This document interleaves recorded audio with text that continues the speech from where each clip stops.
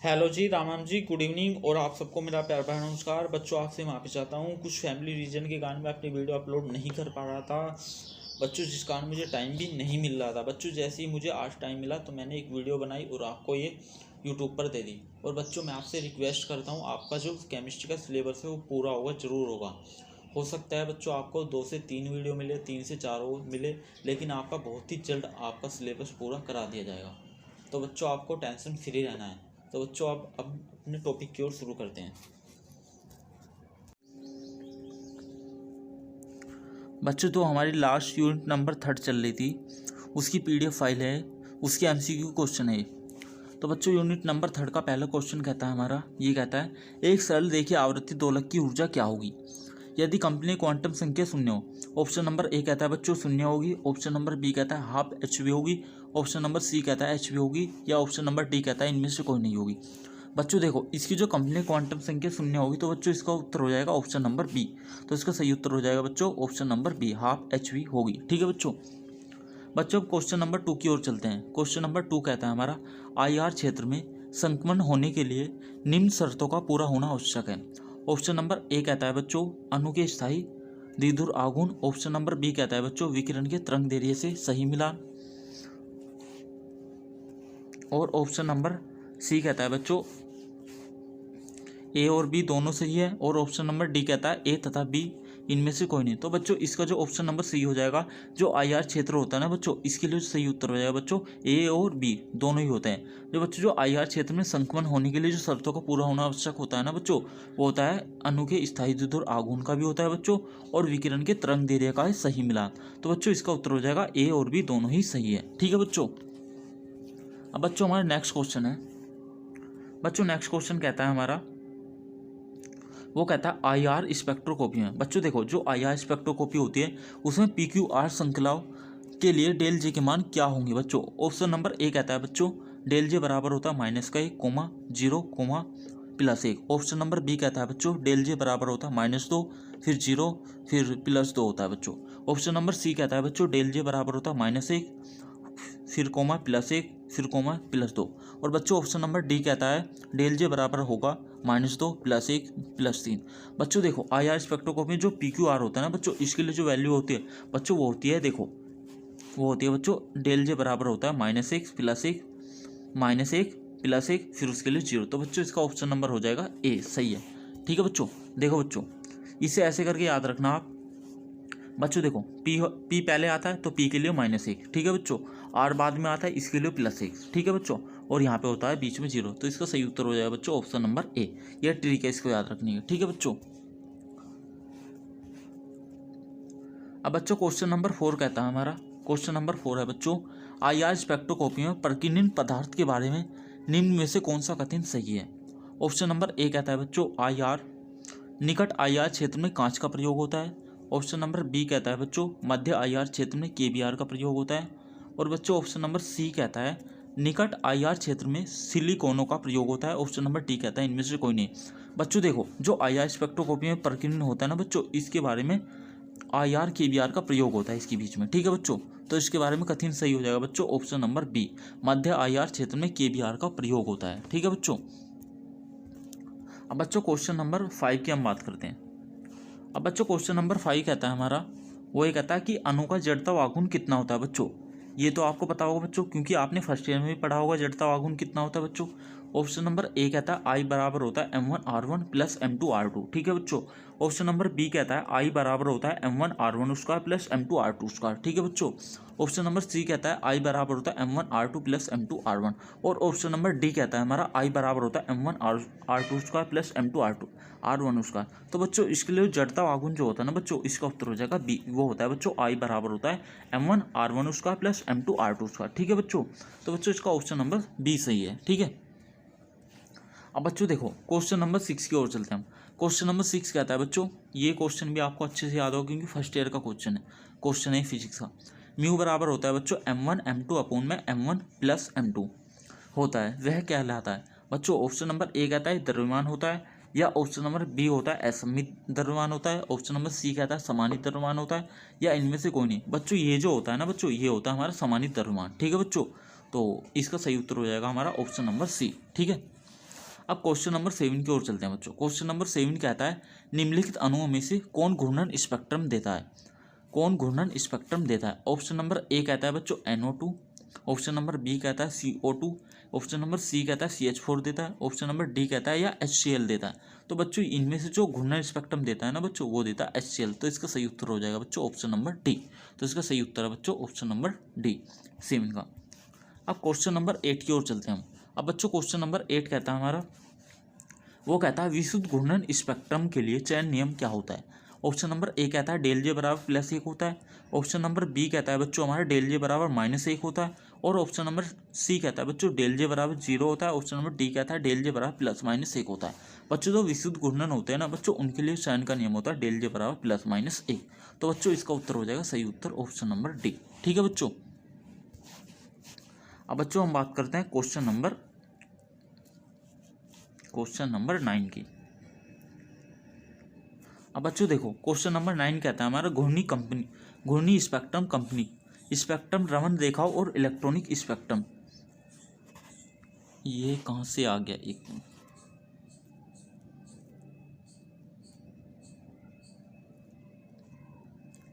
बच्चों देखो question number 9 कहता है हमारा डेड रोटेटर की घूर्णन ऊर्जा होती है बच्चों, कितनी ऊर्जा होती है इसको। ऑप्शन नंबर ए कहता है ER बराबर होता है। देखो जो डेड रोटेटर की घूर्णन ऊर्जा होती है ना बच्चों इसको ER से प्रेजेंट करते हैं हम इसको। ER बराबर होता है बच्चों h²/8I², उसके बाद कैपिटल I, फिर उसके बाद होता है J, फिर ब्रैकेट में J+1 जूल, उसके बाद होता है बच्चों B बराबर हो जाएगा ER बराबर h/8π², कैपिटल I, फिर C, फिर ऊपर फिर J, फिर ब्रैकेट में J+1 centimetre inverse. Option number C कहता है बच्चों ER बराबर होता है B के ऊपर बार J, फिर J ब्रैकेट में J+1 centimetre inverse. Option number D. बच्चों देखो जो डेड रोटेटर जो होता है ना इसकी घूर्णन ऊर्जा बच्चों ये भी होती है, ये भी होती है और ये भी होती है। ठीक है बच्चों। तो इसका उत्तर हो जाएगा बच्चों ऑप्शन नंबर डी, यानी कि तीनों ही होती है इसकी। ठीक है बच्चों। हम क्वेश्चन नंबर 10 की ओर चलते हैं। ये वाला इंपॉर्टेंट क्वेश्चन भी है बच्चों। हम क्वेश्चन नंबर 10 की ओर चलते हैं। बच्चों क्वेश्चन नंबर 10 कहता है बच्चों बल स्थिरांक की इकाई क्या होती है, जो इसकी यूनिट क्या होती है बच्चों। ऑप्शन नंबर ए कहता है dyne into centimetre, option number B कहता है dyne into centimetre inverse centimetre square, option number B कहता है बच्चों सी कहता है dyne into centimetre square, option number D कहता है डाइन प्रति सेंटीमीटर। तो बच्चों इसकी जो बल स्थिरांक की यूनिट होती है ना बच्चों वो होती है डाइन प्रति सेंटीमीटर। तो बच्चों इसका सही उत्तर हो जाएगा ऑप्शन नंबर डी। ठीक है बच्चों। अब बच्चों क्वेश्चन नंबर 11 की ओर चलते हैं। बच्चों क्वेश्चन नंबर 11 कहता है हमारा असरल आवृत्ति दोलित के सभी संकमन के लिए चयन नियम क्या होता है बच्चों। देखो ऑप्शन नंबर कहता है बच्चों डेल वी बराबर होता है +-1 होगा, डेल वी बराबर होता है +-2 होगा बच्चों, और ऑप्शन नंबर सी कहता है बच्चों डेल वी बराबर 3 होगा, और ऑप्शन नंबर डी कहता है बच्चों डेल वी बराबर होता है +-1, +-2, +-3 ... ये ऐसे ही चलता रहेगा। तो बच्चों जो असरल आवृत्ति होगा ना बच्चों इसके दोलित्र के सभी संकलन के लिए जो चयन नियम होता है ना बच्चों वो होगा ऑप्शन नंबर डी सही है। तो ये होगा बच्चों डेल वी बराबर +-1, +-2, +-3 ... ठीक है बच्चों। अब बच्चों क्वेश्चन नंबर 12 की ओर चलते हैं।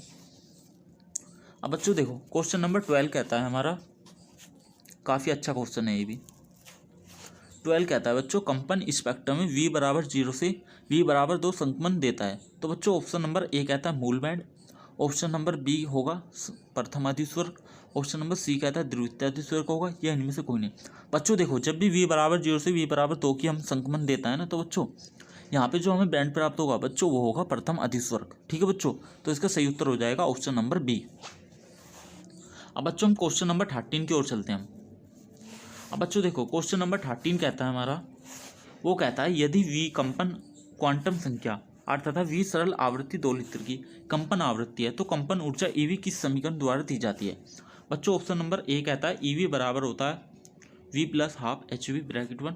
उसके बाद बच्चों ऑप्शन नंबर बी कहता है EV बराबर VHV होगा, और बच्चों ऑप्शन नंबर सी कहता है EV बराबर होता है V + ½ ब्रैकेट 1 HVC, और ऑप्शन नंबर डी कहता है EV बराबर ब्रैकेट में V+1 ½ HV। तो बच्चों इसका जो सही उत्तर हो जाएगा ना बच्चों वो हो जाएगा ऑप्शन नंबर ए। ठीक है बच्चों। अब बच्चों हम क्वेश्चन नंबर 14 की ओर चलते हैं। अब बच्चों क्वेश्चन नंबर 14 कहता है हमारा, वो कहता है बच्चों घूर्णी ऊर्जा स्तरों की अपरिभाषितता होती है बच्चों। ऑप्शन नंबर ए कहता है ये होगी बच्चों जे ब्रैकेट में J+1। ऑप्शन नंबर बी कहता है जे ब्रैकेट में J+2। ऑप्शन नंबर सी कहता है J+1 होगी या 2J+1 होगी। बच्चों देखो जो अपरिभाषितता होती है ना बच्चों, घूर्णी ऊर्जा स्तर होगी बच्चों, वो होती है 2J+1। तो बच्चों इसका सही उत्तर हो जाएगा ऑप्शन नंबर डी। ठीक है बच्चों। अब बच्चों क्वेश्चन नंबर 15 की ओर चलते हैं। बच्चों क्वेश्चन नंबर 15 कहता है हमारा निम्नलिखित में से कौन सा कथन सही है। देखो बच्चों ऑप्शन नंबर ए कहता है विशुद्ध घूर्णन स्पेक्ट्रम केवल ध्रुवीय अनुओं द्वारा दिए जाते हैं। और ऑप्शन नंबर बी कहता है बच्चों स्पेक्ट्रम रेखाओं की तीव्रता विभिन्न ऊर्जा स्तरों की आबादी पर निर्भर करती है। और ऑप्शन नंबर सी कहता है बच्चों समनाभिकीय द्वितीय परमाणु अणु घूर्णन स्पेक्ट्रम नहीं देता है। और ऑप्शन नंबर डी कहता है ये सभी सही है। बच्चों देखो इसके लिए जो सही उत्तर होगा ना बच्चों वो होगा जो समनाभिकीय द्वितीय परमाणु अणु होते हैं ना बच्चों, वो घूर्णन स्पेक्ट्रम नहीं देते हैं। तो इसलिए इसका उत्तर हो जाएगा बच्चों ऑप्शन नंबर सी। तो सी ठीक है इसमें से। अब बच्चों हम क्वेश्चन नंबर 15 अब बच्चों हम क्वेश्चन नंबर चलते हैं 16 की ओर। बच्चों देखो क्वेश्चन नंबर 16 कहता है अंगुली छाप क्षेत्र कहलाता है। ऑप्शन नंबर ए है बच्चों हमारा 3000 से 2000 सेंटीमीटर। और ऑप्शन नंबर बी कहता है बच्चों 3000 से 1000 सेंटीमीटर इनवर्स। और ऑप्शन नंबर सी कहता है बच्चों 1000 से 600 सेंटीमीटर इनवर्स। और ऑप्शन नंबर डी कहता है 2000 से 1000 सेंटीमीटर इनवर्स। बच्चों देखो जो अंगुली छाप क्षेत्र होता है ना बच्चों वो होता है हमारा 1000 से 600 सेंटीमीटर इनवर्स के बीच। ठीक है बच्चों। तो इसका 16वें का क्वेश्चन आंसर जो हो जाएगा बच्चों ऑप्शन नंबर सी हो जाएगा। ठीक है बच्चों। अब बच्चों हम क्वेश्चन नंबर 17 की ओर चलते हैं बच्चों। क्वेश्चन नंबर 17 कहता है बच्चों हमारा वो कहता है IR स्पेक्ट्रम का कौन सा भाग क्रियात्मक समूह क्षेत्र कहलाता है। देखो बच्चों कौन सा भाग क्रियात्मक समूह क्षेत्र कहलाता है। ऑप्शन नंबर ए कहता है 3000 से 1000 सेंटीमीटर इनवर्स। और ऑप्शन नंबर बी कहता है बच्चों 3000 से 2000 सेंटीमीटर इनवर्स के बीच का। और ऑप्शन नंबर सी कहता है बच्चों 3000 से 600 सेंटीमीटर इनवर्स के बीच का। और ऑप्शन नंबर डी कहता है बच्चों 4000 से 1000 सेंटीमीटर इनवर्स के बीच का। तो बच्चों इसका जो सही उत्तर हो जाएगा ना बच्चों वो हो जाएगा 4000 से 1000 सेंटीमीटर इनवर्स के बीच में। बच्चों जो IR स्पेक्ट्रम जो होता है ना बच्चों उसके बीच में स्पेक्ट्रम जो बच्चों IR स्पेक्ट्रम जो होता है ना बच्चों उसका जो क्रियात्मक समूह जो होता है बच्चों वो 4000 से 1000 सेंटीमीटर इनवर्स के बीच का क्षेत्र होता है बच्चों, वो होता है क्रियात्मक समूह। ठीक है बच्चों। अब बच्चों हम बात करते हैं क्वेश्चन नंबर 20 की। बच्चों देखो इसमें न्यूमेरिकल थे मैंने काट दिए बच्चों। जैसे एग्जाम आपके पास में आएंगे ना बिल्कुल तो न्यूमेरिकल के ऊपर हम एक वीडियो आपको बना के दे देंगे। फिलहाल तो हमने सोचा कि आपका सिलेबस पूरा होना चाहिए और आपको क्वेश्चन प्रोवाइड कराए जाए। इसके बाद भी बच्चों आपको दो से 3 वीडियो मिलेगी। आज आपकी ये बुक की जितनी भी वीडियो हैं आपको सारी मिल जाएंगी। बच्चों क्वेश्चन नंबर 20 है इसका। ये कहता है रमन कंपन संकमन में निम्न शाखाएं प्राप्त होती है बच्चों। ऑप्शन नंबर ए कहता है PQR शाखाएं होती है या RST शाखाएं होती है बच्चों। ऑप्शन नंबर सी कहता है QRS शाखाएं प्राप्त होती है बच्चों। ऑप्शन नंबर डी कहता है UVW प्राप्त होती है बच्चों। इसमें जो रमन स्पेक्ट्रम जो होता है ना बच्चों, रमन कंपन जो होता है बच्चों उसके अंदर QRS शाखाएं प्राप्त होती है। ठीक है बच्चों। तो इसका ऑप्शन नंबर सी सही है। ठीक है बच्चों। अब बच्चों देखो आपको ये मैंने 17 क्वेश्चन ये हो गए बच्चों और अभी आपको ये और क्वेश्चन ये है आपको। ठीक है बच्चों। इनमें से आपके क्वेश्चन एग्जाम में जरूर आएंगे। ठीक है बच्चों 100% आएंगे। अब बच्चों हम और कुछ क्वेश्चन है इसके। अब बच्चों हम बात करते हैं। इसका पहला क्वेश्चन है बच्चों ये और क्वेश्चन है जो प्रीवियस के एग्जाम में आए हुए हैं। ठीक है बच्चों। पहला क्वेश्चन कहता है कंपन स्पेक्ट्रम में V = 0 से V = 2 संकपन देता है। तो बच्चों ये क्या होगा। ऑप्शन नंबर ए कहता है बच्चों मूल बैंड होगा। ऑप्शन नंबर बी कहता है प्रथम अधिस्वरक होगा। ऑप्शन नंबर सी कहता है द्वितीय अधिस्वरक होगा या सभी होगा। बच्चों देखो जब V = 0 से V = 2 संकपन प्राप्त हो रहा है तो बच्चों उसको हम कहते हैं प्रथम अधिस्वरक। तो बच्चों हमारा सही उत्तर हो जाएगा ऑप्शन नंबर बी। ठीक है बच्चों। अब बच्चों हम क्वेश्चन नंबर 2 कहता है हमारा। क्वेश्चन नंबर 2 की हम बात करते हैं बच्चों। क्वेश्चन नंबर 2 कहता है हमारा डेड रोटेटर की घूर्णन ऊर्जा कितनी होती है बच्चों। देखो बच्चों ये भी होती है, ये वाली भी होती है, ये और ऑप्शन नंबर सी ये भी होती है। तो यानी कि इसका सही उत्तर हो जाएगा बच्चों ऑप्शन नंबर डी, यानी कि तीनों ही होती हैं। ठीक है बच्चों। दोबारा से रिपीट हो गया क्वेश्चन। अब बच्चों क्वेश्चन नंबर 3 की हम बात करते हैं बच्चों। देखो क्वेश्चन नंबर 3 कहता है हमारा कंपन घूर्णन स्पेक्ट्रम की PQR शाखाएं के समकक्ष डेल का मान कितना होता है। बच्चों देखो PQR के समकक्ष देखो बच्चों कितना होता है। P का मान कितना बताया बच्चों -1, R का मान कितना बताया था बच्चों मैंने +1। तो बीच में क्या हो जाएगा बच्चों 0, तो सही उत्तर हो जाएगा इसका ऑप्शन नंबर सी -6, 0 + 1। ठीक है बच्चों। तो बच्चों अब हम बात करते हैं क्वेश्चन नंबर 4 की।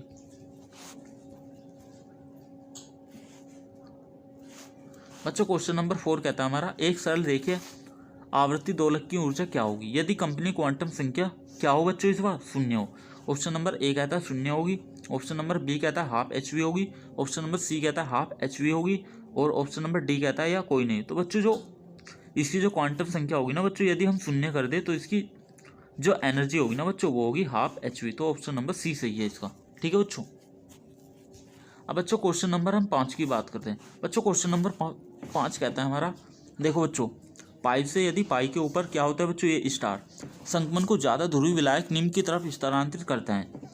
तो बच्चों क्या होगा ये, इसका मतलब ऑप्शन नंबर ए कहता है लंबी तरंग दैर्ध्य की ओर होगा ये, ऑप्शन नंबर बी कहता है छोटी तरंग दैर्ध्य की ओर होगा बच्चों, ऑप्शन नंबर सी कहता है ए और बी दोनों सही है, ऑप्शन नंबर डी कहता है इनमें से कोई नहीं। बच्चों ये जो होगा ना, ये होगा लंबी तरंग दैर्ध्य की ओर। तो बच्चों इसका ऑप्शन नंबर ए सही है। ठीक है बच्चों। अब बच्चों क्वेश्चन नंबर 6 की हम बात करते हैं।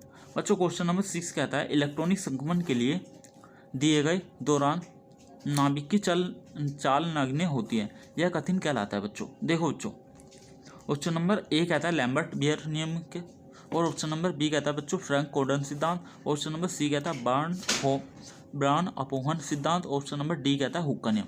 बच्चों ये जो होगा ना बच्चों, इसके लिए जो चाल नगण्य होती है बच्चों वो होती है फ्रैंक कोडन सिद्धांत के अनुसार। ठीक है बच्चों। तो इसका ऑप्शन नंबर बी सही है। अब बच्चों क्वेश्चन नंबर 7 की हम बात करते हैं। बच्चों देखो, क्वेश्चन नंबर 7 कहता है एन से, यदि हम एन से चलते हैं बच्चों, पाई के ऊपर क्या होता है बच्चों, ये होता है स्टार। ठीक है। और ये संक्रमण कौन दर्शाता है बच्चों, एल्कीन दर्शाता है, या ऑप्शन नंबर बी कहता है एल्काइंस, या ऑप्शन नंबर सी कहता है कार्बोनिल, या ऑप्शन नंबर डी कहता है या सभी होंगे। बच्चों ये जो दर्शाता है ना बच्चों, ये दर्शाता है कार्बोनिल। तो इसका सही उत्तर हो जाएगा बच्चों ऑप्शन नंबर सी। अब बच्चों हम क्वेश्चन नंबर 8 की ओर चलते हैं। अब बच्चों क्वेश्चन नंबर 8 हमारा कहता है, वो कहता है CO2 अणु में, बच्चों CO2 अणु जो होता है ना, उसमें मूलभूत कंपन विधाएं अवरक्त तथा रमन दोनों स्पेक्ट्रम में उपस्थित होती है। उनकी संख्या कितनी होती है बच्चों। देखो बच्चों, जो CO2 अणु जो होता है उसमें मूलभूत कंपन विधाएं और अवरक्त, कंपन विधाएं और दूसरी क्या बच्चों अवरक्त और रमन दोनों स्पेक्ट्रम उपस्थित है। उनकी संख्या कितनी होती है बच्चों। ऑप्शन नंबर ए कहता है 3 होती है, ऑप्शन नंबर बी कहता है 2, ऑप्शन नंबर सी कहता है 1, या ऑप्शन नंबर डी कहता है 0। बच्चों इसके अंदर होती है 0। तो सही उत्तर हो जाएगा इसका ऑप्शन नंबर डी। ठीक है बच्चों। अब बच्चों हम बात करते हैं क्वेश्चन नंबर 9 की। अब बच्चों क्वेश्चन नंबर 9 कहता है हमारा, समन्वय के लिए द्विध्रुव परमाणु अणु की कंपनी के रमन स्पेक्ट्रम के लिए परसमवादी सन्निकटन के अंतर्गत वर्ण नियम क्या होता है बच्चों। ऑप्शन नंबर ए कहता है डेल वी बराबर 0 होगा, डेल वी बराबर होता है बच्चों ±1 होगा, या डेल वी बराबर ±2 होगा बच्चों, या डेल वी बराबर 0 या ±1 होगा। बच्चों देखो, जब भी यहाँ पे देखो बच्चों, जब भी वर्ण नियम की बात हो ना बच्चों, हमेशा आंख मीच के बंद कर देना, डेल वी बराबर होता है बच्चों ±1। ठीक है बच्चों, वर्ण नियम। तो इसका सही उत्तर हो जाएगा बच्चों ऑप्शन नंबर बी। ठीक है बच्चों। अब बच्चों क्वेश्चन नंबर 10 की हम बात करते हैं। बच्चों क्वेश्चन नंबर 10 कहता है हमारा, रमन तथा IR स्पेक्ट्रम हमें क्या बताते हैं बच्चों। ऑप्शन नंबर ए कहता है एक अणु रेखिक या अरेखिक होता है बच्चों, ऑप्शन नंबर बी कहता है एक अणु सममित है या असममित है, ऑप्शन नंबर सी कहता है बच्चों ए और बी दोनों में से कोई नहीं। तो बच्चों ऑप्शन नंबर डी कहता है ए और बी दोनों सही हैं। बच्चों देखो, ये जो रमन और IR स्पेक्ट्रम हमें क्या बताता है बच्चों, ये बताता है कि एक अणु सममित है या असममित है। ठीक है बच्चों। तो इसका सही उत्तर हो जाएगा ऑप्शन नंबर बी। अब बच्चों हम बात करते हैं क्वेश्चन नंबर 11 की। अब बच्चों हमारा क्वेश्चन नंबर 11 है। बच्चों क्वेश्चन नंबर 11 कहता है हमारा, वो ये कहता है विषम द्विध्रुव परमाणु अणु की अंतरानाविक दूरी निर्धारित की जाती है बच्चों द्रव्यमान स्पेक्ट्रोस्कोपी मीटर के द्वारा। ऑप्शन नंबर बी कहता है अल्ट्रावायलेट तथा दृश्य स्पेक्ट्रोस्कोपी द्वारा, ऑप्शन नंबर डी कहता है घूर्णन स्पेक्ट्रोस्कोपी द्वारा, या सभी। बच्चों देखो, ये जो आपका विषम द्विध्रुव परमाणु अणु जो होता है ना बच्चों, इसकी अंतरानाविक दूरी किसके द्वारा ज्ञात की जाती है बच्चों, वो की जाती है अल्ट्रावायलेट, बच्चों एक मिनट बच्चों, वो की जाती है घूर्णन स्पेक्ट्रोस्कोपी द्वारा। ठीक है बच्चों। तो इसका ऑप्शन नंबर सी सही है। ठीक है बच्चों।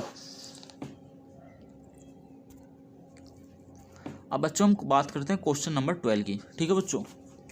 बच्चों क्वेश्चन नंबर 12 कहता है हमारा, रमन स्पेक्ट्रम के बीच वाली रेखा क्या कहलाती है बच्चों। देखो, रमन स्पेक्ट्रम जो होता है बच्चों उसके बीच वाली रेखा क्या कहलाती है? बच्चों ऑप्शन नंबर ए कहता है रमन रेखा है, ऑप्शन नंबर बी कहता है रेलिफ रेखा है, ऑप्शन नंबर सी कहता है बच्चों क्रियात्मक समूह रेखा है, या ऑप्शन नंबर डी कहता है बच्चों इनमें से कोई नहीं। बच्चों ये जो रेखाएं जो होती है ना बच्चों रमन स्पेक्ट्रम, उनके बीच वाली जो रेखाएं होती है बच्चों वो कहलाती है रेलिफ रेखा। ठीक है बच्चों, तो इसका ऑप्शन नंबर बी सही है।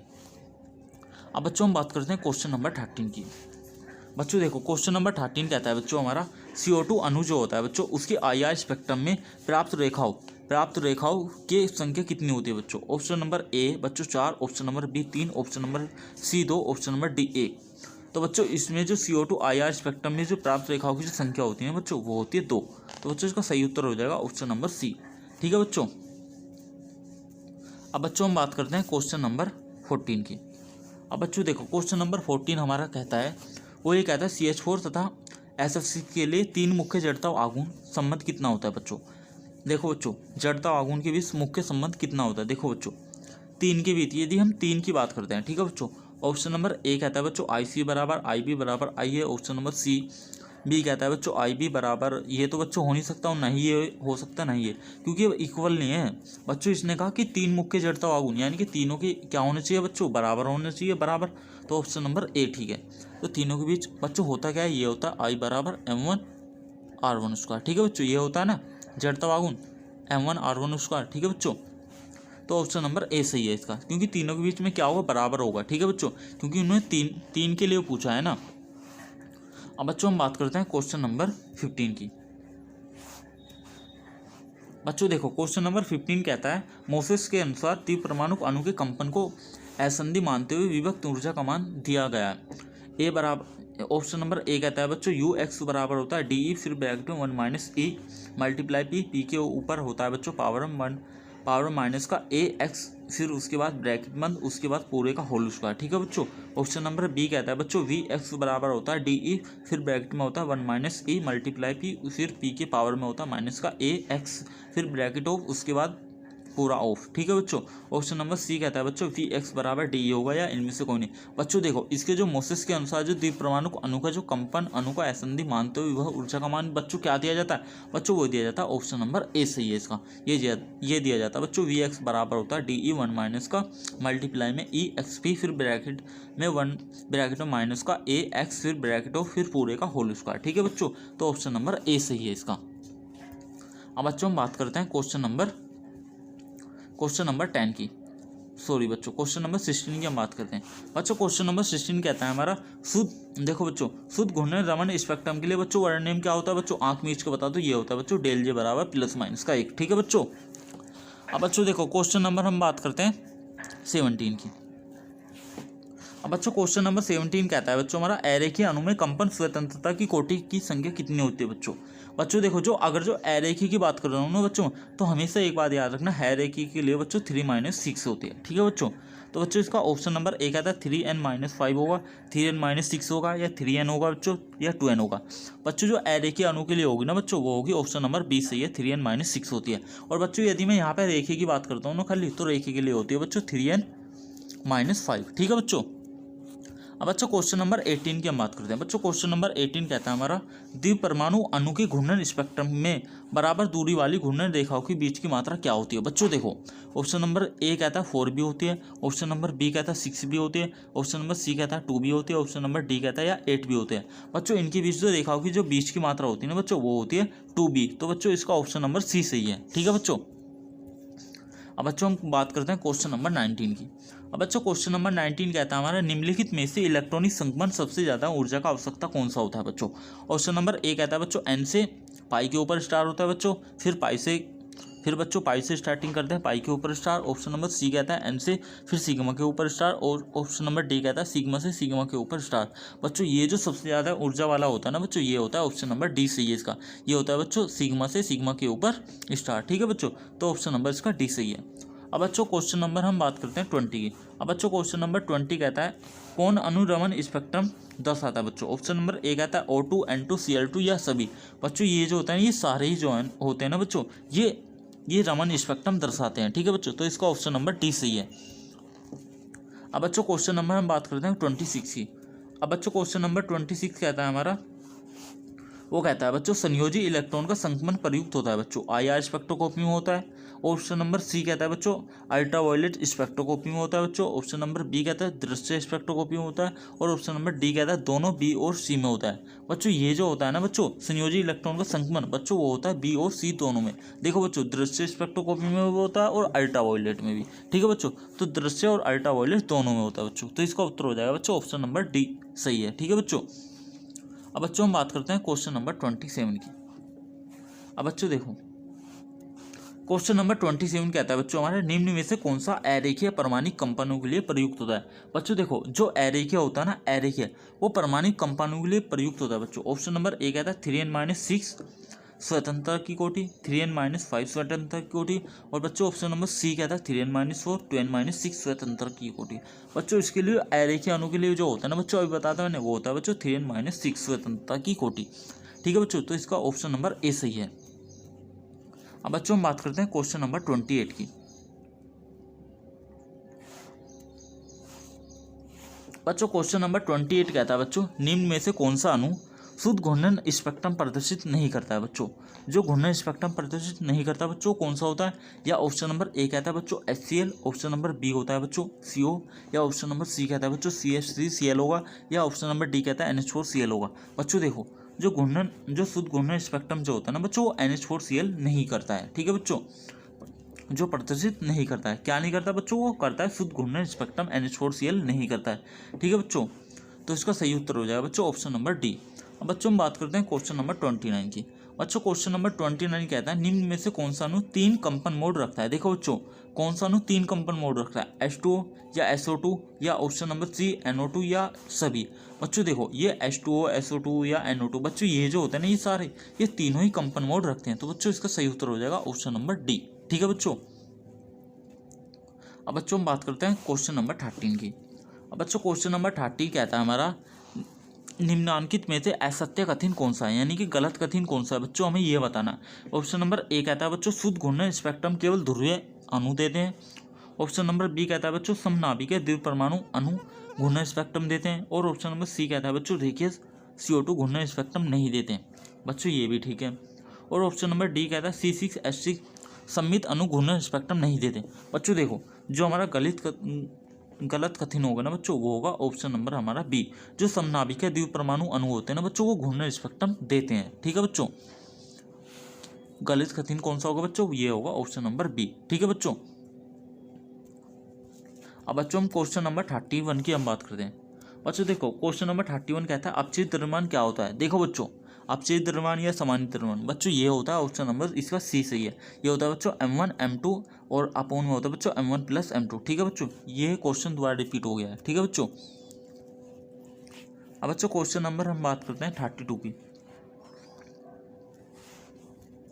बच्चों ये जो 32 जो है बच्चों एक नोट पॉइंट है, इसको याद रखना बच्चों। क्वेश्चन नंबर नोट पॉइंट कहता है 32 का माइक्रोवेव स्पेक्ट्रोस्कोपी को घूर्णन स्पेक्ट्रोस्कोपी के रूप में भी जाना जाता है। बच्चों जो माइक्रोवेव स्पेक्ट्रोस्कोपी होती है ना बच्चों उनका घूर्णन स्पेक्ट्रोस्कोपी के रूप में भी जाना जाता है। ठीक है बच्चों, अब बच्चों क्वेश्चन नंबर 32 की हम बात करते हैं। बच्चों क्वेश्चन नंबर 32 कहता है यदि J = 0 घूर्णन ऊर्जा स्तरों के लिए डिजेंसी क्या होगी। यदि J = 0 दे रखी घूर्णन ऊर्जा तो बच्चों उसके लिए डिजेंसी क्या होगी बच्चों, 1 होगी, 2 होगी, 3 होगी, 4 होगी। बच्चों ये जो होगी ना 1 होगी, तो इसका सही उत्तर हो जाएगा बच्चों ऑप्शन नंबर ए। ठीक है बच्चों, अब बच्चों हम बात करते हैं क्वेश्चन नंबर 33 की। अब बच्चों क्वेश्चन नंबर 33 कहता है घूर्णन स्थिरांक भी दिया गया है। बच्चों ऑप्शन नंबर ए कहता है H/में होता है 8π² IC सेंटीमीटर इनवर्स द्वारा। ऑप्शन नंबर बी कहता है बच्चों H/में 8π² I सेंटीमीटर इनवर्स द्वारा। ऑप्शन नंबर सी कहता है बच्चों H² 8π² I सेंटीमीटर द्वारा। और ऑप्शन नंबर डी कहता है बच्चों H² 8π² IC सेंटीमीटर इनवर्स द्वारा। बच्चों इसका सही उत्तर हो जाएगा ना बच्चों ये जो घूर्णन स्थिरांक भी दिया जाता है बच्चों वो दिया जाता है H² 8π² IC into centimetre inverse द्वारा। ठीक है बच्चों, अब बच्चों हम बात करते हैं क्वेश्चन नंबर 34 की। अब बच्चों देखो क्वेश्चन नंबर 34 क्या कहता है बच्चों हमारा, वो कहता है एक द्विपरमाणु दृढ़ अणु के लिए घूर्णन संक्रमण के लिए चयन नियम क्या होता है। बच्चों देखो एक द्विपरमाणु देखो बच्चों चयन नियम क्या होता है बच्चों, वही आगे बात क्या होता है ΔJ = ±1 होता है। ठीक है बच्चों, बस ये बात आपको याद रखनी है बच्चों। जो चयन नियम होता है ना बच्चों कितना होता है वो होता है ΔJ बराबर होता है बच्चों ±1। ठीक है बच्चों, अब बच्चों क्वेश्चन नंबर 35 की हम बात करते हैं। बच्चों क्वेश्चन नंबर 35 कहता है H2 एरेखीय में स्थानांतरित घूर्णन व कंपनीय स्वतंत्रता की कोटि कितनी होती है बच्चों? 3 होती है। ऑप्शन नंबर बी कहता है बच्चों 2 3 1 होगी। ऑप्शन नंबर सी कहता है बच्चों 1 2 3 होगी। और ऑप्शन नंबर डी कहता है इनमें से कोई नहीं। बच्चों ये जो H2 एरेखीय में स्थानांतरित होता में घूर्णन व कंपन स्वतंत्रता की जो कोटि होती है ना बच्चों, वो होती है ऑप्शन नंबर 3 ठीक है बच्चों। तो इसका ऑप्शन नंबर ए सही है, वो होती है बच्चों 3 होती है। ठीक है बच्चों। अब बच्चों हम बात करते हैं क्वेश्चन नंबर 36। बच्चों क्वेश्चन नंबर 36 कहता है कंपन आवृत्ति निर्भर करती है बच्चों, वो करती है ऑप्शन नंबर ए कहता है बल नियतांक पर। ऑप्शन नंबर बी कहता है बच्चों अपक्षय द्रव्यमान पर। ऑप्शन नंबर सी कहता है बच्चों डायपोल मोमेंट पर। और ऑप्शन नंबर डी कहता है इनमें सभी। तो बच्चों ये जो कंपन आवृत्ति होती है ना बच्चों, ये बल नियतांक पर भी करती है, तीव्र आघूर्ण पर भी, और अपक्षय द्रव्यमान पर। तो बच्चों इसका सही उत्तर हो जाएगा ऑप्शन नंबर डी। ठीक है बच्चों। अब बच्चों हम बात करते हैं क्वेश्चन नंबर 37 की। अब बच्चों क्वेश्चन नंबर 37 कहता है बल नियतांक की इकाई बच्चों जो यूनिट होती है सीजीएस, वो क्या होती है बच्चों? ऑप्शन नंबर ए कहता है डाइन सेंटीमीटर इनवर्स होती है। ऑप्शन नंबर बी कहता है बच्चों 3050 सेंटीमीटर इनवर्स होगी। बच्चों ऑप्शन नंबर सी कहता है बच्चों 320 सेंटीमीटर इनवर्स होगी। और बच्चों ऑप्शन नंबर डी कहता है 2.5 सेंटीमीटर स्क्वायर होगी। बच्चों ये जो बल नियतांक होती है ना बच्चों, इसकी सीजीएस यूनिट जो होती है ना बच्चों, वो होती है ऑप्शन 2.5 सेंटीमीटर इनवर्स। तो बच्चों इसका ऑप्शन नंबर ए सही है। ठीक है बच्चों। अब बच्चों हम क्वेश्चन नंबर बात करते हैं क्वेश्चन नंबर 38 की। ये वाला बच्चों इंपॉर्टेंट क्वेश्चन है। ठीक है बच्चों। अब बच्चों हम बात करते हैं क्वेश्चन नंबर 38 की। बच्चों क्वेश्चन नंबर 38 कहता है हमारा, वो कहता है शुद्ध घूर्णीय रमन स्पेक्ट्रम के लिए चयन नियम क्या होता है? देखो बच्चों अब क्या आ गया बच्चों, शुद्ध घूर्णीय रमन स्पेक्ट्रम के लिए चयन नियम क्या होता है बच्चों? ऑप्शन नंबर ए कहता है डेल जे बराबर 0, ±1 होगा। बच्चों ऑप्शन नंबर बी कहता है डेल जे बराबर होगा बच्चों ±1 होगा। बच्चों ऑप्शन नंबर सी कहता है डेल जे बराबर 0 ±2 होगा। ऑप्शन नंबर डी कहता है डेल जे बराबर ±2 होगा। बच्चों इसका जो सही उत्तर हो जाएगा बच्चों, इसके लिए रमन स्पेक्ट्रम की हम बात करते हैं बच्चों, रमन स्पेक्ट्रम के लिए जो चयन नियम होगा ना बच्चों, वो होगा डेल जे बराबर होगा बच्चों ±2। ठीक है बच्चों। तो इसका ऑप्शन नंबर सी सही है। तो डेल जे बराबर होगा 0, ±2। ठीक है बच्चों। तो ऑप्शन नंबर इसका सी सही है। अब बच्चों हम बात करते हैं क्वेश्चन नंबर 39 की। अब बच्चों क्वेश्चन नंबर 39 कहता है हमारा, वो कहता है रमन स्पेक्ट्रोमीटर आधारित होता है बच्चों। ये होता है ऑप्शन नंबर ए कहता है प्रकाश के अवशोषण पर। ऑप्शन नंबर बी कहता है बच्चों प्रकाश के संचरण पर। ऑप्शन नंबर सी कहता है बच्चों प्रकाश के प्रकीर्णन पर। ऑप्शन नंबर डी कहता है प्रकाश के उत्सर्जन पर। तो बच्चों इसका जो सही उत्तर हो जाए ना बच्चों, ये जो रमन स्पेक्ट्रोमीटर जो होता है ना बच्चों, ये होता है प्रकाश के प्रकीर्णन पर। तो बच्चों इसका सही उत्तर हो जाएगा ऑप्शन नंबर सी। ठीक है बच्चों। अब बच्चों हम बात करते हैं क्वेश्चन नंबर 40 की। अब बच्चों क्वेश्चन नंबर 40 कहता है हमारा रमन शिफ्ट। बच्चों जो रमन शिफ्ट होता है वो निर्भर नहीं करता है बच्चों, इस बार निर्भर नहीं करता है। ऑप्शन नंबर ए कहता है अवशोषित विकिरण पर।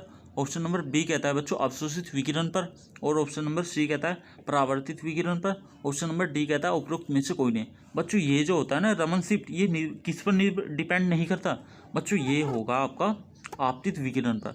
जो आपतित विकिरण होती है ना बच्चों, उस पर ही डिपेंड नहीं करता। तो बच्चों इसका सही उत्तर हो जाएगा ऑप्शन नंबर बी। अब बच्चों हम बात करते हैं क्वेश्चन नंबर 41 की। अब बच्चों क्वेश्चन नंबर 41 कहता है हमारा बच्चों, वो यही कहता है निम्नतर आवृत्ति, जो आपकी एक पर्टिकुलर आवृत्ति होगी, वो तरफ वाली रमन रेखाएं, जो निम्नतर आवृत्ति होती है कि तरफ वाली रमन रेखाएं कहलाती है बच्चों। स्टोक या प्रति स्टोक या रेले या उपरोक्त में से कोई नहीं। बच्चों ये जो होगी ना बच्चों, ये कहलाती है आपकी स्टोक। तो सही, इसका ऑप्शन नंबर ए सही है। ठीक है बच्चों। अब बच्चों हम क्वेश्चन नंबर 42 की हम बात करते हैं। अब बच्चों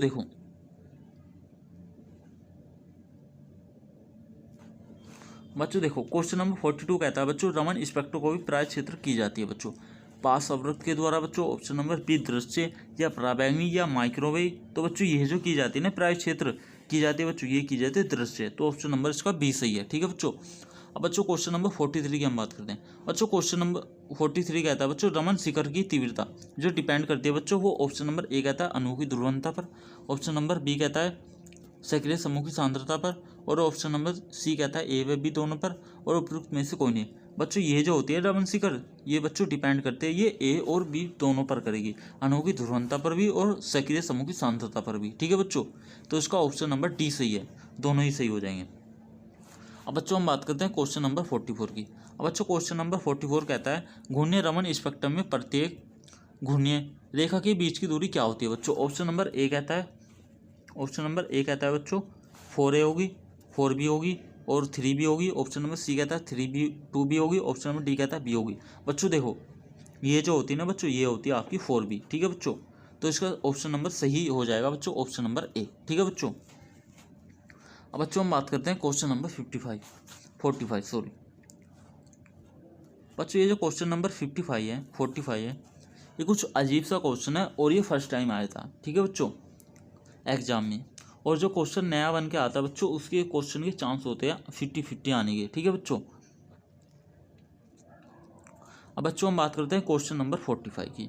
बच्चों क्वेश्चन नंबर 45 कहता है कोणीय संवेग प्रचालक एल जो होता है बच्चों, वो होता है ऑप्शन नंबर ए कहता है माइनस का h/i, फिर y, उसके बाद जे के ऊपर क्या है डेल जे माइनस डेल जे अपॉन में डेल y, ठीक है बच्चों। ऑप्शन नंबर बी होगा h/i, फिर ब्रैकेट में z, फिर del upon del X minus X del upon del Z, और ऑप्शन नंबर सी कहता है माइनस का i/h 2m और del upon del X. Option number D होगा h/i और फिर ब्रैकेट में डेल जे ब्रैकेट में del upon del X minus का Y del upon del Y. तो बच्चों इसका जो कोणीय संवेग प्रचालक जो होता है ना बच्चों, इसका ऑप्शन नंबर बी सही है। ये होता है बच्चों h/i del Z del upon del X और माइनस का X del upon del Z, ठीक है बच्चों। तो इसका ऑप्शन नंबर बी सही है, ठीक है बच्चों। अब बच्चों हम बात करते हैं क्वेश्चन नंबर 46 की। बच्चों देखो क्वेश्चन नंबर 46 बहुत ही ध्यान से पढ़ना। बच्चों क्वेश्चन नंबर 46 कहता है कथन ए, किसी अणु में संयुग्मन बढ़ने से उसके यूवी स्पेक्ट्रम में लैम्डा मैक्सिमम छोटी तरंगदैर्घ्य की ओर खिसक जाता है। देखो बच्चों, देखो जैसे बढ़ रहा तो बढ़ने पर क्या, देखो जब किसी अणु के संयुग्मन बढ़ने से उसके यूवी जो होता है बच्चों अल्ट्रावायलेट स्पेक्ट्रम में लैम्डा मैक्सिमम छोटी तरंगदैर्घ्य की ओर खिसक जाता है। कारण देखो बच्चों, संयुग्मन बढ़ने से किसी इलेक्ट्रॉन की होमो से लोमो प्रणोदित करने के लिए आवश्यक ऊर्जा क्या होती है बच्चों, वो घट जाती है। तो बच्चों ऑप्शन नंबर ए कहता है हमारा, वो कहता है दोनों ए तथा आर सही है या आर ए सही है या स्पष्टीकरण है। ऑप्शन नंबर बी कहता है दोनों ए तथा आर सही है परंतु ए का स्पष्टीकरण आर नहीं है। ऑप्शन नंबर सी कहता है ए सही है परंतु आर गलत है। ऑप्शन नंबर डी कहता है बच्चों ए गलत है परंतु आर सही है। बच्चों यही इसका उत्तर होगा। बच्चों ए जो है ना वो आपका गलत होगा और आर जो होगा बच्चों सही होगा। देखो बच्चों, जब कोई भी अणु के संयुग्मन बढ़ने से बच्चों उसके अल्ट्रावायलेट स्पेक्ट्रम में लैम्डा मैक्सिमम जो होता है बच्चों, वो छोटी तरंगदैर्घ्य की ओर थोड़ी खिसक जाएगा, वो तो बड़ी तरंगदैर्घ्य की ओर जाएगा ना बच्चों, छोटी की ओर तो गलत जाएगा ना वो, तो इसका नहीं गलत होगा, ठीक है बच्चों, क्योंकि छोटी तरंगदैर्घ्य की ओर खिसक रहा है बच्चों। अगर जो बड़ी की ओर खिसकता बच्चों ये सिर्फ सही होता है, ठीक है बच्चों। अब बच्चों हम बात करते हैं क्वेश्चन नंबर 47 की। बच्चों क्वेश्चन नंबर 47 कहता है हमारा, बच्चों ये कहता है क्वेश्चन नंबर 47 हमारा, बच्चों ये कहता है CO2 के लिए IR सक्रिय कंपन मोडों की संख्या कितनी होती है बच्चों। ऑप्शन नंबर ए कहता है बच्चों 4 होती है। ऑप्शन नंबर बी कहता है 3। ऑप्शन नंबर सी कहता है बच्चों 2 होगी। ऑप्शन नंबर ए कहता है 1 होगी। बच्चों ये जो CO2 IR जो होता है ना बच्चों, इसके लिए कंपन मोडों की जो संख्या होती है ना बच्चों, वो होती है 3। तो बच्चों जो सही उत्तर होगा ऑप्शन नंबर बी। अब बच्चों हम बात करते हैं क्वेश्चन नंबर 48 की। अब बच्चों क्वेश्चन नंबर 48 हमारा कहता है बच्चों, वो ये कहता है कि निम्न में से कौन सा अणु घूर्णन स्पेक्ट्रम प्रदर्शित नहीं करता है। देखो बच्चों, कौन सा घूर्णन स्पेक्ट्रम प्रदर्शित करता है। देखो बच्चों, ऑप्शन नंबर ए कहता है बच्चों HCl होगा। ऑप्शन नंबर बी कहता है CH3Cl होगा बच्चों। ऑप्शन नंबर सी कहता है NH3 होगा। ऑप्शन नंबर डी कहता है ये सभी होगा, सभी होंगे बच्चों। HCl और CH3Cl NH3 ये जो होते हैं बच्चों, ये सभी घूर्णन स्पेक्ट्रम क्या करते हैं बच्चों, ये प्रेजेंट करते हैं यानी प्रदर्शित करते हैं, ठीक है बच्चों। तो इसका ऑप्शन नंबर डी सही होगा। अब बच्चों हम बात करते हैं क्वेश्चन नंबर 49 की। बच्चों देखो क्वेश्चन नंबर 49 कहता है हमारा, एक अणु की कंपन आवृत्ति समानुपाती होती है। बच्चों देखो ऑप्शन नंबर ए कहता है बल नेतांक के। ऑप्शन नंबर बी कहता है अपचेद द्रव्यमान के। ऑप्शन नंबर सी कहता है प्रकाश के वेग के। ऑप्शन नंबर डी कहता है इलेक्ट्रॉन के द्रव्यमान की। बच्चों ये जो कंपन आवृत्ति होती है ना बच्चों, ये बल नेतांक के समानुपाती होती है, ठीक है बच्चों। तो ऑप्शन नंबर इसका ए सही है, ठीक है बच्चों। अब हम बात करते हैं बच्चों क्वेश्चन नंबर 50 की। बच्चों क्वेश्चन नंबर 50 कहता है हमारा, एंटी स्टोक रेखाएं जो उत्पन्न होती है। देखो बच्चों, जो एंटी स्टोक रेखाएं जो उत्पन्न होती है बच्चों, ऑप्शन नंबर ए कहता है अणु फोटोन की ऊर्जा जब खोता है जब होती है। और ऑप्शन नंबर बी कहता है बच्चों अणु जो होता है वो फोटोन से ऊर्जा प्राप्त करता है। और बच्चों ऑप्शन नंबर सी कहता है अणु जो होता है, अणु में फोटोन के बीच की ऊर्जा का क्या होता है बच्चों, कोई परिवर्तन नहीं होता, ठीक है बच्चों। ऑप्शन नंबर डी कहता है या इनमें से कोई नहीं। बच्चों ये जो एंटी स्टोक जो रेखाएं जो उत्पन्न होती है ना बच्चों, वो जब होती है जब अणु फोटोन की ऊर्जा खोता है। तो इसका ऑप्शन नंबर ए सही हो जाएगा, ठीक है बच्चों। अब बच्चों हम बात करते हैं क्वेश्चन नंबर 51 की। अब बच्चों क्वेश्चन नंबर 51 कहता है हमारा, एक द्विध्रुव परमाणु अणु के शुद्ध घूर्णन स्पेक्ट्रम के लिए चैन नियम क्या होता है बच्चों? ऑप्शन नंबर ए कहता है डेल जे बराबर प्लस माइनस 1 होगा। ऑप्शन नंबर बी कहता है बच्चों डेल जे बराबर 0 या फिर प्लस माइनस 2 होगा। और बच्चों ऑप्शन नंबर सी कहता है डेल जे बराबर प्लस माइनस का 3 होगा। या फिर बच्चों ऑप्शन नंबर डी कहता है बच्चों हमारा या डेल जे बराबर प्लस माइनस 2 होगा। तो बच्चों इसका जो सही उत्तर हो जाएगा ना बच्चों, वो हो जाएगा ऑप्शन नंबर बी। ये होता है बच्चों जो शुद्ध घूर्णन स्पेक्ट्रम जो होता है ना बच्चों, उसके लिए होता है डेल जे बराबर बच्चों वो होता है 0 कोमा प्लस माइनस 2 होता है। या तो 0 होगा बच्चों या फिर प्लस माइनस 2 होगा। ठीक है बच्चों। बच्चों हम बात करते हैं क्वेश्चन नंबर 52 की। बच्चों क्वेश्चन नंबर 52 कहता है हमारा समकोण पर रेले प्रकीर्णन की आवृत्ति क्या होती है? देखो बच्चों, ऑप्शन नंबर ए कहता है बच्चों मूल परमाणु से कम होगी, मूल के बराबर होगी, या मूल से ज्यादा होगी, या शून्य होगी। तो बच्चों ये जो होता है ना समकोण पर जो बच्चों रेले प्रकीर्णन की आवृत्ति जो होती है बच्चों वो होती है मूल के बराबर होती है। ठीक है बच्चों। किसके बराबर होती है बच्चों? वो होती है मूल के बराबर। तो इसका ऑप्शन नंबर बी सही हो जाएगा। ठीक है बच्चों। अब क्यों हो जाएगा, कैसे हो जाएगा, ये जानने की जरूरत नहीं है। अब बच्चों हम बात करते हैं क्वेश्चन नंबर 53 की। अब बच्चों क्वेश्चन नंबर 53 कहता है हमारा, देखो बच्चों जो अनुमानित मूल कंपन आवृत्ति जो होती है बच्चों उसमें CO2 CH4 और H2 के क्रम से देखो बच्चों कितने मान होते हैं, कितनी वैल्यू होते हैं CO2 CH4 और H2। ऑप्शन नंबर ए कहता है बच्चों 394 होते हैं। ऑप्शन नंबर बी कहता है 498 होते हैं। ऑप्शन नंबर सी कहता है बच्चों 9,3,4 होता है। ऑप्शन नंबर डी कहता है 3,4,9 होते हैं। तो बच्चों इसका जो सही उत्तर हो जाएगा ना बच्चों वो होते हैं इसमें 934। तो बच्चों सही उत्तर हो जाएगा ऑप्शन नंबर सी। ठीक है बच्चों। अब बच्चों हम बात करते हैं क्वेश्चन नंबर 54 की। अब बच्चों देखो क्वेश्चन नंबर 54 कहता है यदि वी कंपन क्वांटम संख्या है तथा वी नोट क्या है बच्चों सेंटीमीटर में मूल आवृत्ति है, तो बच्चों कंपन आवृत्ति क्या होती है बच्चों? ऑप्शन नंबर ए कहता है half H C V naught होगी बच्चों। ऑप्शन नंबर बी कहता है V minus half H V naught होगी। ऑप्शन नंबर सी कहता है V plus half H V naught होगी। ऑप्शन नंबर डी कहता है V plus 1 H V naught होगी। बच्चों इसके लिए जो कंपन आवृत्ति होगी ना बच्चों वो होगी हाफ एच वी नोट होगी। ठीक है बच्चों। तो इसका ऑप्शन नंबर जो सही हो जाएगा ना बच्चों वो ये वाला सही है। कौन से वाला बच्चों? ये वाला सी, हाफ ये होगी बच्चों V plus half H V naught. ठीक है बच्चों। अब बच्चों हम बात करते हैं क्वेश्चन नंबर 55 की।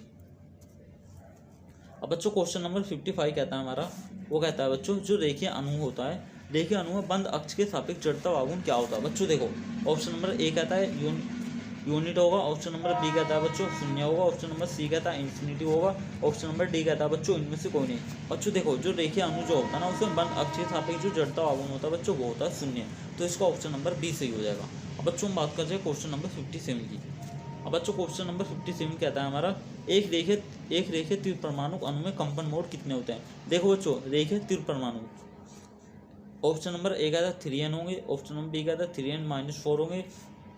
और ऑप्शन नंबर सी कहता है 3n-5 होंगे। ऑप्शन नंबर डी कहता है 3n-6 होंगे। बच्चों देखो जो रेखीय त्रिपरमाणु की हम बात करते हैं बच्चों रेखीय के लिए होता है 3n-5।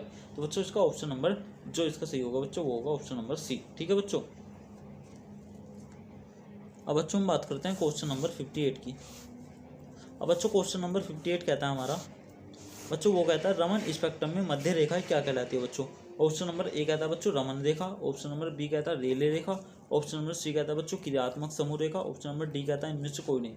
और बच्चों इसके जो रमन स्पेक्ट्रम जो होता है बच्चों इसमें जो इसकी मध्य जो रेले रेखाएं होती है बच्चों वो कहलाती है रेले रेखा। ठीक है बच्चों। क्या कहलाती है? वो रेले रेखाएं कहलाती है। अब बच्चों हम क्वेश्चन नंबर 59 की हम बात करते हैं। बच्चों क्वेश्चन नंबर 59 कहता है हमारा वो ये कहता है दो आसन स्ट्रोक तथा प्रति स्ट्रोक रेखाओं के मध्य पृथक्करण क्या होता है बच्चों? ऑप्शन नंबर ए कहता है 4 भी होता है। ऑप्शन नंबर बी कहता है 6 भी होता है। ऑप्शन नंबर सी कहता है बच्चों 8 भी होता है। ऑप्शन नंबर डी कहता है 2 भी होता है। बच्चों देखो जो यदि मैं बात करता हूँ आसन स्ट्रोक और प्रति स्ट्रोक की, तो बच्चों उनके रेखाओं के जो मध्य जो पृथक्करण होता है ना बच्चों वो होता है 4 भी। ठीक है बच्चों। तो इसका ऑप्शन नंबर ए सही है इसका। अब बच्चों हम बात करते हैं क्वेश्चन नंबर 60 की और इस यूनिट का लास्ट क्वेश्चन। बच्चों क्वेश्चन नंबर 60 कहता है निम्न में से कौन सा कंपन मोड CO2 अणु में रमन सक्रिय है? ऑप्शन नंबर ए कहता है सममित खिंचाव। ऑप्शन नंबर बी कहता है असममित खिंचाव। ऑप्शन नंबर सी कहता है बच्चों मुड़ाव। ऑप्शन नंबर डी कहता है इनमें से कोई नहीं। बच्चों इसके लिए जो सही उत्तर होगा ना बच्चों CO2 अणु में जो रमन सक्रिय होता है बच्चों वो होता है सममित खिंचाव। ठीक है बच्चों। तो इसका सही उत्तर हो जाएगा ऑप्शन नंबर ए। बच्चों देखो ये बात करते हैं 61। बच्चों देखो ये एक पॉइंट है, मुझे लगा कि ये ठीक सा लगा, ये कभी एग्जाम में नहीं आया पर मैंने सोचा लिखवा दूँ, हो सकता है कभी शायद न्यू एग्जाम में आ जाए बन के 2021 में। बच्चों देखो जो समस्थैनिक प्रभाव जो होता है ना बच्चों वो ये होता है डेल, ये होता है बच्चों डेल वी आई नोट बराबर होता है h/4 c, फिर होता है I1/I1, फिर -1 I2 और फिर ब्रैकेट में होता है j+1। ठीक है बच्चों।